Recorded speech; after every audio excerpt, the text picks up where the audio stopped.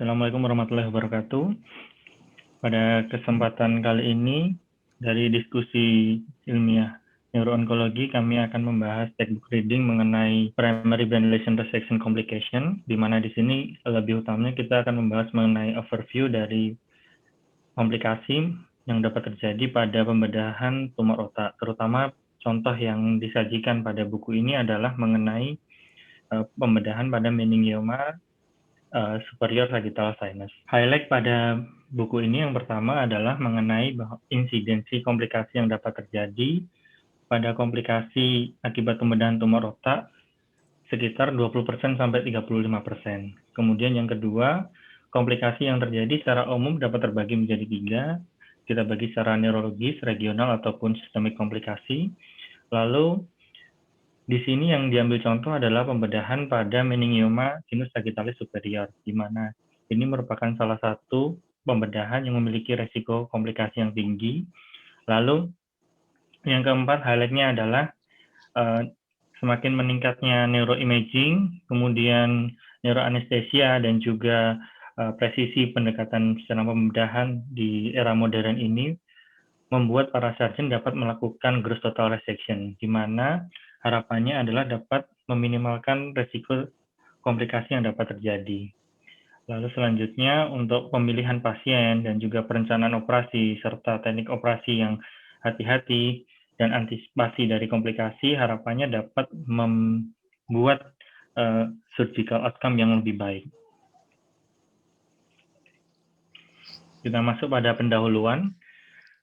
Tujuan yang pertama adalah mengenai tujuan utama reseksi dari tumor otak itu sendiri. Harapannya yang pertama dapat mendapatkan diagnostik secara histopatologi, kemudian dapat recovery secara neurologis, lalu juga meningkatkan dari survival pasien. Pada chapter buku ini akan dibahas mengenai beberapa variasi komplikasi yang dapat terjadi akibat dari reseksi dari primary brain lesion. Kemudian akan dilanjutkan dengan pembagian secara klasifikasi, metode diagnostik, dan juga manajemen strateginya. Secara umum, komplikasi pada pembedahan tumor otak sendiri merupakan sangat subjektif, di mana di sini sebagian besar dari kasus pembedahan ini, apabila didapatkan efek yang merugikan, dapat disebut sebagai suatu komplikasi, meskipun sebelumnya tidak dapat diantisipasi oleh sarjan itu sendiri. Selain dari faktor pengetahuan dan skill dari sarjan, bahwa terdapat beberapa faktor lain yang berpengaruh baik secara langsung ataupun tidak langsung. Sebagai contoh, di sini disebutkan seperti usia pasien, status fisik dan neurologis pasien, terapi sebelumnya, lokasi dan juga ukuran tumor, kemudian seberapa luas reseksi yang dilakukan, kemudian seberapa tersedianya suatu monitoring ataupun navigasi, dan juga karakteristik secara histopatologinya. Kemudian kita akan membahas mengenai klasifikasi komplikasi neurosurgery. Jadi komplikasi neurosurgery ini sendiri dapat terbagi secara garis besar menjadi 3. Pertama adalah secara komplikasi neurologi, komplikasi regional, dan juga komplikasi sistemik. Komplikasi neurologi merupakan kejadian yang terjadi itu secara langsung mempengaruhi dari sensorik, bahasa, dan juga fungsi dari penglihatan. Di mana hal ini dapat disebabkan oleh karena adanya suatu hematom, injuri vaskular, maupun edema. Selanjutnya pembagiannya adalah mengenai komplikasi secara regional, di mana ini secara garis besar, ini merupakan berhubungan akibat dari luka operasinya yang dapat mengakibatkan adanya suatu infeksi ataupun pseudomeningeal, lalu atau pada otak itu sendiri seperti seizure dan juga hidrosefalus. Tetapi pada komplikasi regional ini tidak berhubungan dengan adanya suatu defisit neurologis. Komplikasi secara sistemik ini lebih umum mengenai kondisi medis pasien seperti tromboembolisme dan juga pneumonia. Seperti tabel yang disebutkan di bawah ini yang diambil dari Human, bahwa terbagi menjadi 3, neurologis, regional, dan juga sistemik. Di mana neurologis sendiri ada berkaitan dengan adanya suatu defisit neurologis yang terjadi akibat suatu pembedahan tersebut.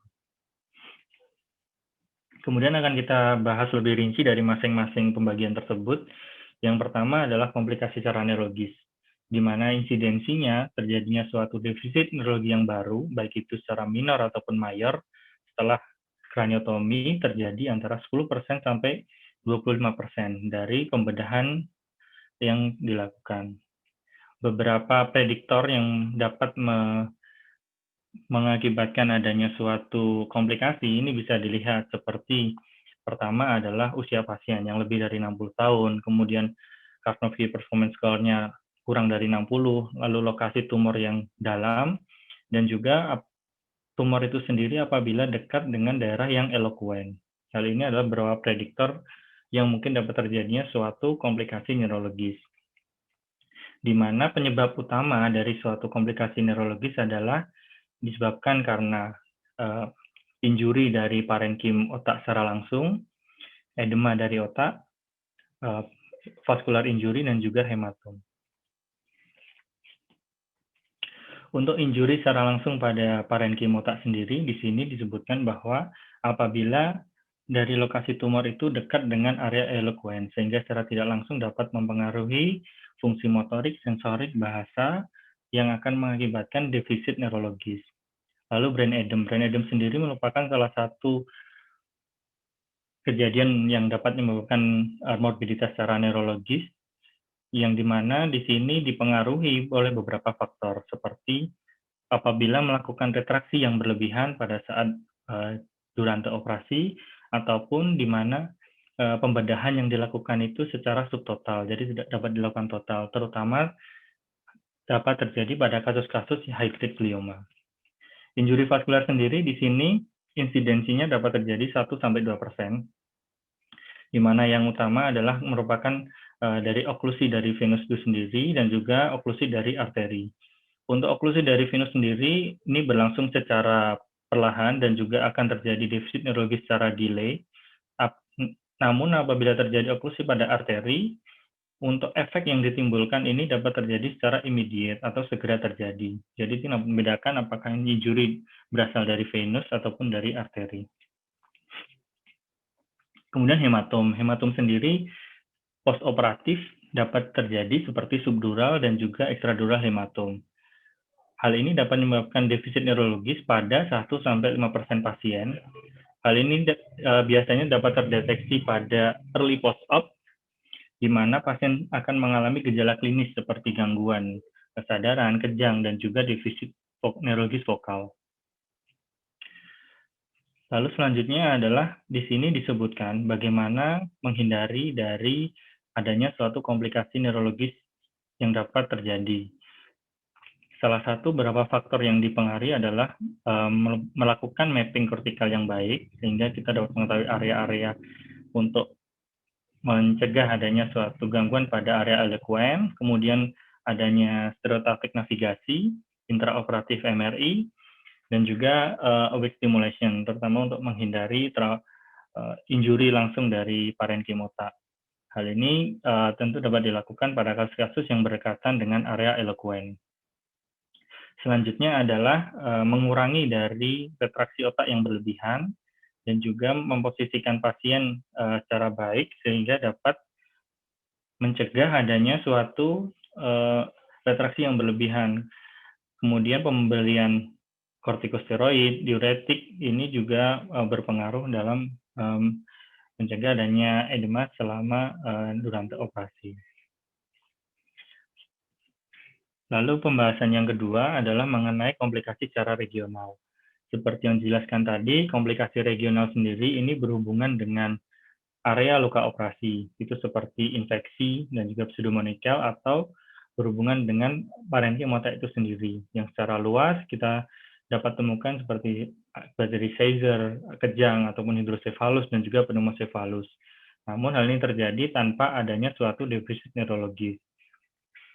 Komplikasi ini sendiri dapat terjadi 1-5% dari pasien yang mengalami kraniotomi, pembedahan dari tumor otak.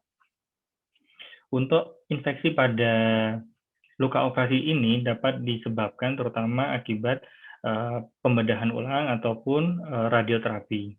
Lalu untuk kejang, di sini kejang sendiri berkaitan dengan apakah lokasi tumor itu berdekatan dengan korteks motorik atau sebelum operasi pasien memiliki resiko epilepsi. Sehingga kemudian kita bagi menjadi faktor secara lokal ataupun secara sistemik. Selain dari penyebab kejang yang sebelum-sebelumnya, kita bisa bagi secara lokal ataupun sistemik. Untuk lokal sendiri ini berkaitan dengan seberapa berat injuri pada korteks cerebri, kemudian retraksi yang lama juga berpengaruh dalam terjadinya kejang setelah operasi, dan juga adanya suatu edem atau hematom. Kemudian faktor sistemik yang berpengaruh terjadinya suatu kejang adalah hiponatremi dan juga asidosis. Untuk infeksi postoperatif, ini resikonya 1% sampai 2%, di mana di sini terutama dapat terjadi baik itu pada lapisan paling superficial sampai paling dalam, seperti meliputi dari tulang, meninges, ataupun sampai brain parenchyma. Di sini disebutkan bahwa untuk mikroba umum yang menyebabkan suatu infeksi postoperatif adalah seperti Staphylococcus aureus dan juga Staphylococcus epidermidis. Lalu infeksi nosokomia lain juga bisa disebabkan oleh suatu adanya organisme gram negatif. Di sini disebutkan predisposing faktor yang dapat menyebabkan adanya infeksi pada luka operasi adalah pertama, apakah lokasi operasi kita dekat dengan sinus paranasal. Lalu adanya suatu korpal atau benda asing, operasi yang berlangsung lama, lalu administrasi pemberian dari kortikosteroid, adanya fistel pada CSF, lalu lokasi pembedahan sebelumnya, dan juga pemberian terapi sitotoksik. Hal ini adalah beberapa faktor-faktor yang dapat meningkatkan adanya risiko postoperatif infeksi. Selanjutnya yang ketiga adalah mengenai komplikasi sistemik. Komplikasi sistemik dapat terjadi pada 5-10% pasien yang mengalami kraniotomi dan pembedahan tumor otak, di mana di sini untuk komplikasi medis secara umum dapat terbagi dapat disebabkan oleh trombosis vena, lalu emboli paru, myocardial infarction, infeksi, dan juga pendarahan otak serta gangguan elektrolit. Beberapa faktor yang berpengaruh seperti yang dijelaskan sebelumnya, seperti pada populasi orang tua ataupun usia lebih dari 60 tahun, kemudian Karnofsky performance score-nya kurang dari 60, lalu kondisi medis sebelum operasi yang memiliki faktor komorbid yang banyak, dan juga operasi yang berlangsung lama, ini merupakan beberapa faktor yang dapat meningkatkan terjadinya suatu komplikasi sistemik. Kemudian di sini juga disebutkan beberapa strategi untuk menghindari adanya suatu komplikasi. Pertama, mengenai kejadian tromboembolik. Di sini bisa kita lakukan pencegahan dengan pemberian elastic stocking dan juga boots compression. Lalu juga dapat diberikan mini dose heparin setelah dilakukan kraniotomi.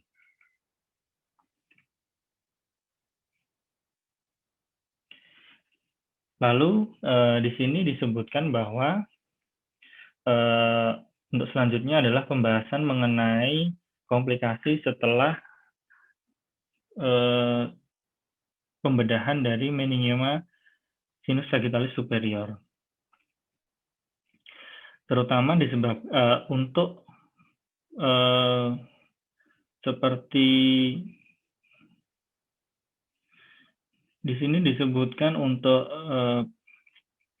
pada sinus venosus dan juga gangguan pada sinus venosus, lalu juga pada vena cerebri yang letaknya dalam dan juga vena labe, injuri atau kerusakan pada struktur vena ini kemudian akan menyebabkan adanya suatu kejang, oklusi dari sinus, pendarahan, dan juga trombosis kortikovenus, serta yang paling berat adalah bisa terjadinya suatu diffuse atau regional brain swelling. Untuk meningioma dari parasagittal, kenapa di sini dibahas sebagai salah satu contoh dari pembedahan komplikasi yang dapat terjadi, karena merupakan salah satu jenis meningioma yang paling sering terjadi dengan angka kejadian 21-31%, di mana dapat kita bagi lebih lanjut untuk kejadiannya sepertiga anterior, sepertiga media, dan juga sepertiga posterior. Pada sepertiga anterior terjadi kasusnya 14-33%, lalu sepertiga media 44% sampai 70%, dan juga untuk sepertiga posterior 9 sampai 29%. Invasi pada sinus sagittalis superior terutama terjadi dapat meningkatkan adanya suatu resiko. Resiko yang terjadi ini akibat subtotal resection, sehingga apabila suatu meningioma itu tidak kita lakukan reseksi secara total, dapat mengakibatkan adanya suatu komplikasi berupa rekarensi. Lalu untuk lesi-lesi yang berkaitan dengan 2/3 posterior dari sinus sagittalis superior, biasanya dapat meningkatkan adanya suatu resiko akibat dari pembedahan itu sendiri. Lalu berbeda halnya dengan sepertiga anterior yang sering dilakukan sacrifice, ini memiliki minimal konsekuensi untuk adanya suatu komplikasi. Selanjutnya di buku ini pun disebutkan pembahasan mengenai sedikit anatomi dari sistem vena yang berkaitan dengan sinus sagittalis superior dan juga komplikasi yang dapat terjadi. Secara umum anatomi vena itu dapat kita bagi secara superficial dan secara profunda. Untuk secara superficial sendiri, di sini kita lihat adanya sinus sagittalis dan juga vena kortikal. Untuk secara profunda, di sini nanti akan dilihat seperti vena basal, kemudian juga vena cerebri interna, yang dimana kemudian akan berlanjut ke vena cerebri magna, di mana vena cerebri magna dan juga sinus sagittalis inferior ini nanti akan menuju ke sinus rectus yang akan berakhir ke confluens sinoum. Lalu untuk yang superficial, sistem superficial ini dapat kita lihat di sini seperti sinus sagittalis superior yang akan menuju ke confluens sinoum, lalu juga sinus transversus, dan juga selanjutnya untuk vena kortikal. Vena kortikal di sini, vena besar yang sering terlihat itu seperti vena anastomik superior seperti trolak, ataupun labe untuk anastomik inferior. Kemudian hal-hal yang menunjang dalam sebelum dilakukan tindakan pembedahan ini untuk meminimalkan suatu risiko komplikasi dapat dilakukan venous angiogram, CT venografi, ataupun DSA untuk melihat fase venanya. Selanjutnya pembahasan mengenai sinus dura mater. Di sini untuk sinus venosus sendiri, pertama adalah mengenai sepertiga anterior dari sinus sagittalis superior. Jadi nanti kita bahas mengenai sepertiga anterior, sepertiga media, dan juga sepertiga posterior. Untuk sepertiga anterior dari sinus sagittalis superior, biasanya dalam pembedahan itu dilakukan sacrifice, yang seperti yang dijelaskan sebelumnya. Untuk sacrifice dari sepertiga anterior terjadi minimal konsekuensi, tetapi tidak menutup kemungkinan dapat terjadi komplikasi. Komplikasi yang disebutkan di sini dapat berupa mutisme, kemudian gangguan memori, dan gangguan personality. Yang ini berkaitan dengan adanya gangguan pada area prefrontal. Selanjutnya untuk sepertiga media, di sini merupakan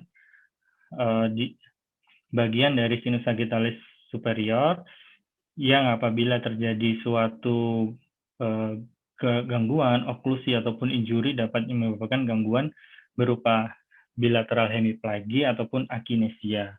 Untuk dalam buku ini disebutkan berbagai batas antara sepertiga anterior dan sepertiga media dapat dilihat dari sutura koronarianya, di mana depan dari sutura koronaria merupakan batas dari sepertiga anterior, lalu di belakang dari sutura koronaria merupakan batas dari sepertiga media. Selanjutnya, gangguan pada sepertiga posterior dari sinus sagittalis superior dapat menyebabkan adanya suatu gangguan berupa edema otak yang sangat diffuse. Lalu, seperti yang diketahui bahwa sinus venosus terutama pada bagian sinus sagittalis superior, di sini banyak terkandung atau mendapatkan drainase dari granulatio arachnoidea pacchioni, yang apabila terjadi trombosis dapat mengakibatkan adanya hipertensi intrakranial dan juga papil edema. Di sini disebutkan bahwa untuk vena cerebri superficial secara umum dapat dibagi menjadi 3 kategori. midline, kemudian inferior, lalu superficial Sylvian vein. Di sini yang secara umum dari pembahasan vena tadi adalah vena cerebri superior ini akan melakukan drainase menuju ke sinus sagittalis superior. Lalu untuk vena cerebri media superficialis ini akan melakukan drainase menuju ke sinus cavernosus dan juga sinus sphenopalatina. Lalu untuk vena cerebri inferior akan melakukan drainase menuju ke sinus cavernosus dan juga sinus transversus. Lalu untuk vena anastomik superior seperti Trollard ini menghubungkan antara vena cerebri media superficialis dengan sinus sagittalis superior, di mana ini secara anatomis dapat kita lihat terutama untuk vena Trollard ini sendiri terletak pada regio gyrus postcentralis. Kemudian untuk vena anastomik inferior atau labe ini menghubungkan antara vena cerebri media superficialis dengan sinus transversus. Apabila terjadi suatu gangguan atau injury pada vena labe ini akan mengakibatkan suatu infark yang masif dan juga defisit neurologis yang permanen yang terjadi pada otak pada regio posterior. Lalu untuk vena-vena profunda dari otak itu sendiri, pada kesemuanya nanti seperti yang dijelaskan sebelumnya, seperti vena basal, rosental, dan juga vena cerebri interna, akan menuju ke vena cerebri magna dari atau vena galen, lalu kemudian selanjutnya akan bergabung dengan sinus rectus atau stretch sinus menuju ke confluence sinus atau confluence dari sinus, di mana ini nanti berkaitan dengan operasi pada struktur otak pada bagian dalam. Untuk menghindari adanya suatu defisit neurologis atau gangguan, harus diperhatikan beberapa struktur vena yang ada pada otak pada bagian dalam, terutama pada operasi-operasi di ventricle lateral dan juga ventricle 3 dan juga pada regio pineal. Selanjutnya pada buku ini menjelaskan mengenai hubungan dari meningioma pada sinus sagittalis superior. Di sini untuk pembedahan yang dilakukan subtotal reseksi berhubungan dengan meningkatnya angka rekurensi, sehingga harus dilakukan pembedahan yang dapat sesuai dengan target sehingga meminimalkan suatu defisit neurologi. Invasi dari vena itu sendiri secara umum di sini dapat kita lihat pembagian dari sindo, di mana ada tipe 1 mengenai dari dinding dari sinus sagittalis superior, tipe 2 mengenai lateral recessusnya, lalu tipe 3 masuk ke dinding lateralnya, dengan tipe 4 masuk ke dinding lateral dan juga roof dari sinus sagittalis superior, dan tipe 5, tipe 6 di mana ini terjadi complete occlusion daripada sinus sagittalis superior. Dalam buku ini pun disebutkan bahwa dapat dilakukan beberapa tindakan rekonstruksi dari dari sinus sagittalis superior, terutama dengan menggunakan graf. Graf itu dapat digunakan secara autolog ataupun dari autolog sendiri menggunakan dari vena sapena magna ataupun vena superficialis dari cervical, ataupun dapat menggunakan sintetis seperti tubing silikon dan juga tubing vaskular yang lain. Dalam buku ini salah satunya disebutkan bahwa melaporkan operasi yang dilakukan oleh Sindo, di mana terdapat 47 meningioma, 41 dari sinus sagittalis meningioma, lalu 4-nya pada sinus transversus, 2-nya pada torcular meningioma.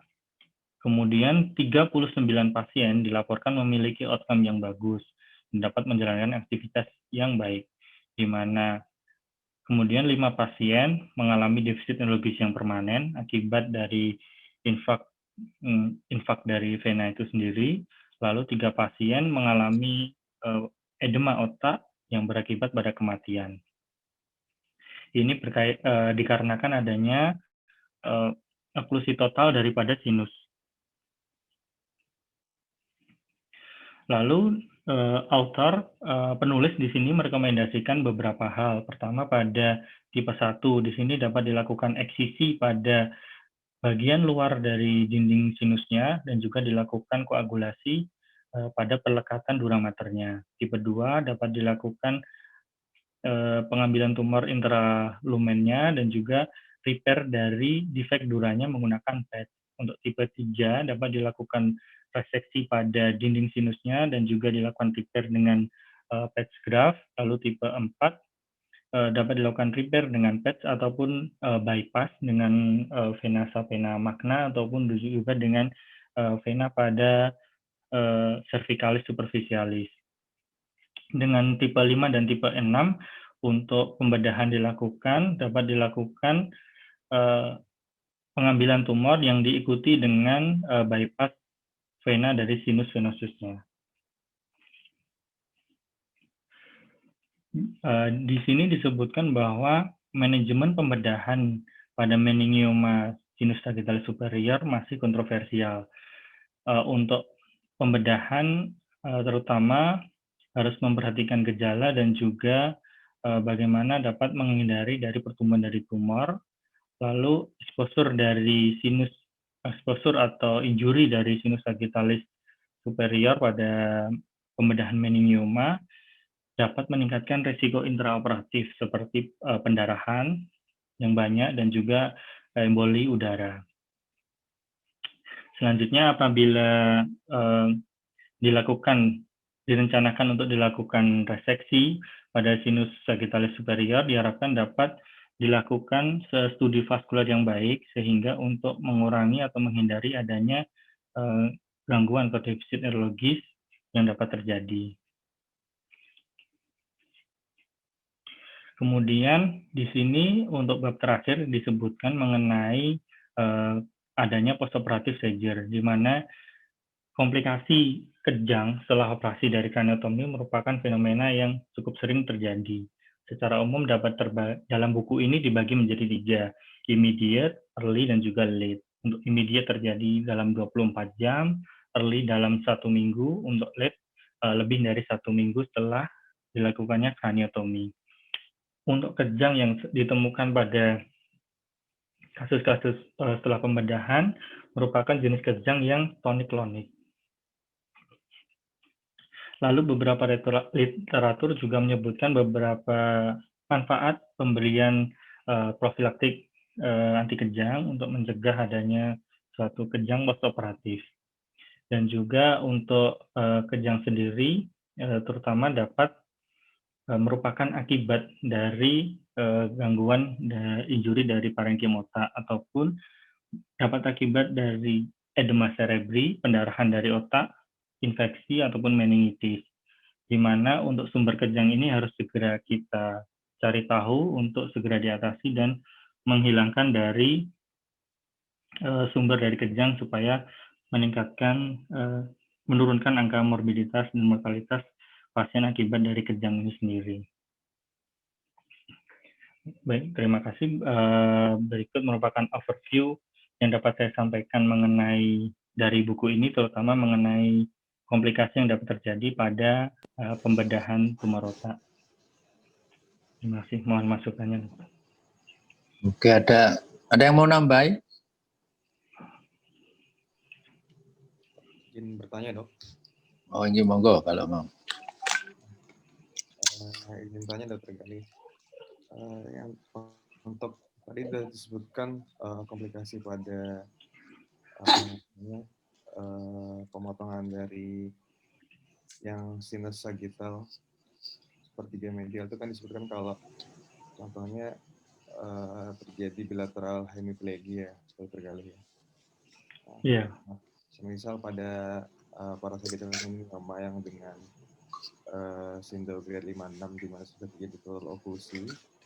Misal kita nanti ternyata ingin memplanningkan untuk sacrifice dari sinus sagital tersebut dengan dengan sudah dilakukan preoperatif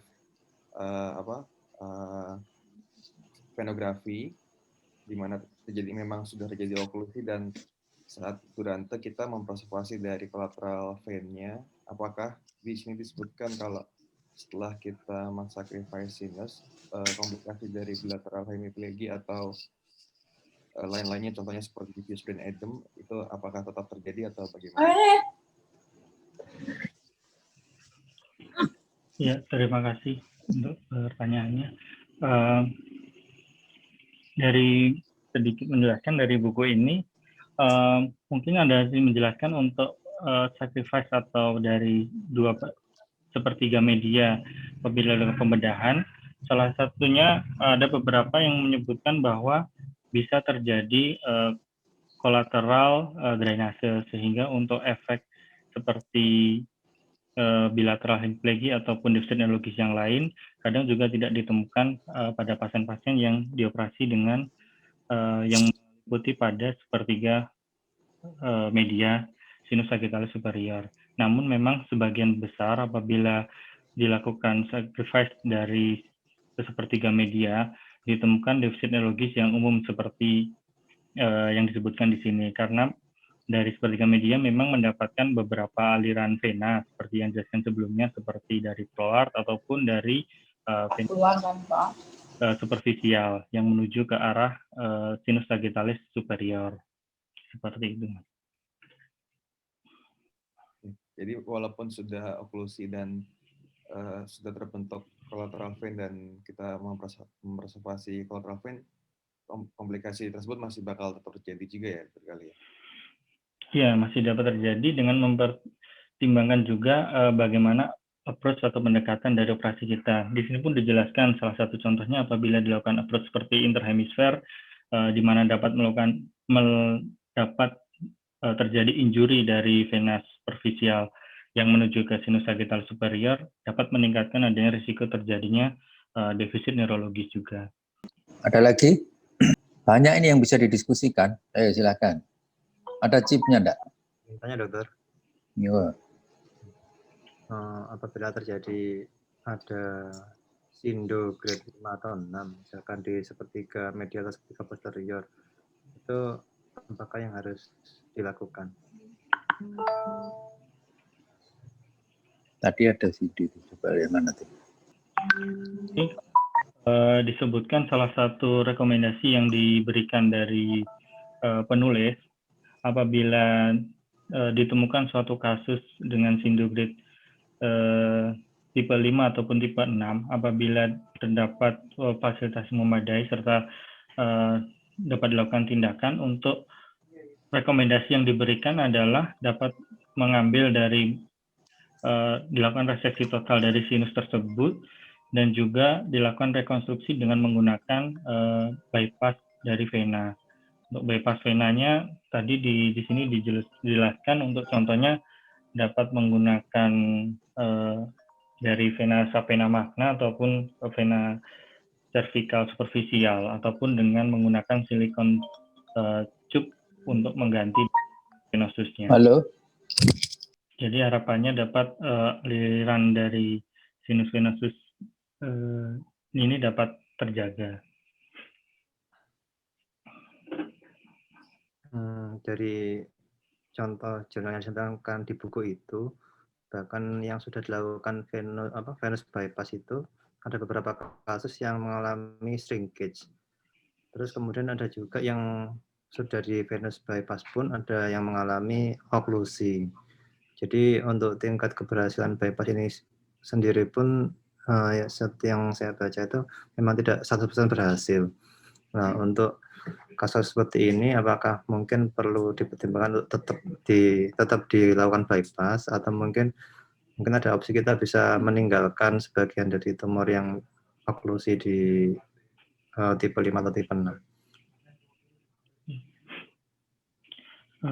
Ya Mas, mungkin seperti ini bisa dilakukan dengan edukasi ulang kepada pasien dan juga keluarga pasien apabila seperti dari efek samping dan juga kerugian dapat terjadi apabila tidak dilakukan pengambilan secara total, di mana dapat terjadi adanya suatu rekarensi dari tumor itu sendiri. Namun bila dilakukan dengan beberapa kerugian yang dapat terjadi atau komplikasinya seperti ketidakberhasilan dari pemasangan dari bypass ini sendiri. Mungkin lebih kita kembalikan kepada keluarga dan pasien untuk tindakan yang akan kita lakukan. Coba kalau yang sindotipe 56, removal of involved portion of sinus and restoration by sinus bypass. Kalau dilakukan bypass sinus, itu kolateralnya bagaimana menurutmu? Gali. Ya, Dok. Bila dilakukan bypass dari sinus ini, mungkin kolateralnya pun juga tergantung dari bypassnya ini sendiri, Dok. Menurut saya, apabila bypassnya ini bisa baik dan juga dapat memberikan aliran darah, alirannya dari sinus sagittalisnya, maka kolateralnya akan baik dan meminimalkan defisit neurologis. Namun bila disebutkan kalau bypassnya ini mengalami gangguan ataupun ruptur dan juga mengecil atau mengecil dari bypassnya, tentu kemudian akan menyebabkan dari gangguan dari kolateralnya, dokter. Ya. Jadi begini, maksudnya kalau di sinus sagittalis superior itu ada kolateral-kolateralnya, ya itu harus dipelajari betul sebelum melakukan pemutusan pada sinus sagittalis superior. Ya, makanya studi venografi preoperasi itu penting, ya. Kalau memang kita bisa pelajari bahwa bypassnya cukup, tidak perlu. Kemudian kalau pemotongan sinusnya begitu panjang, ada beberapa bypass, ada beberapa kolateral yang harus direstorasi. Nah, itu harus hati-hati. Karena bypass itu tidak gampang loh itu. Bukan bypass, apa namanya, nyambung dengan kolateralnya itu nggak gampang. Bypassnya sendiri aja sulit, apalagi nyambungnya itu. Kalau bisa dihindari, nyambung dengan kolateralnya itu. Cari bypass yang aman. Sebelum ke situ tadi coba komplikasi yang paling banyak kok yang sepertiga tengah ya. Kalau tidak salah lo slide nomor berapa tadi? Nah, sebelumnya mungkin ya. Nah ini. Ini apa tuh? Meningioma parasagital orang. Ya ini apa ini? Kok yang tengah paling banyak itu kenapa ya kira-kira? Di sini disebutkan yang paling sering terjadi untuk komplikasinya terutama yang sepertiga media. Mungkin hal ini berkaitan dengan tersering dari meningioma parasagitalnya apabila dibandingkan dengan anterior dan posterior lebih sering terjadi pada sepertiga media, dokter, sehingga hal itu pun meningkatkan adanya komplikasinya, dokter, karena banyaknya kasus yang terjadi pada sepertiga media bila dibandingkan dengan lokasi lain, dokter. Karena banyak kasusnya ya? Iya, dokter. Kenapa kira-kira banyak kasus di sepertiga tengah?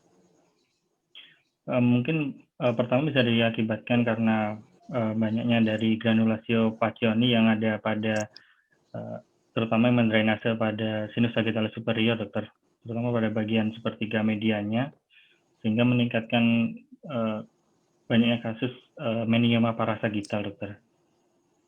Mohon masukan, dokter. Ya.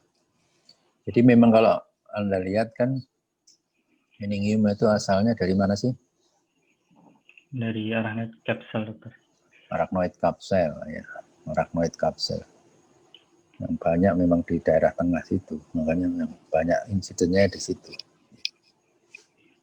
Melihat saja meningioma parasagital nanti yang banyak kan ada sepertiga tengah, di sepertiga tengah. Ini bisa bisa menjadi siapa yang belum punya belum punya karya akhir, bisa melakukan penelitian tentang ini. Retro bisa kalau masih lama sekolahnya, prospektif bisa. Jadi untuk meningioma parasagital ini bisa lakukan penelitian. Oke, itu YouTube-nya boleh dimatikan. Terima kasih sudah menonton. Kita mau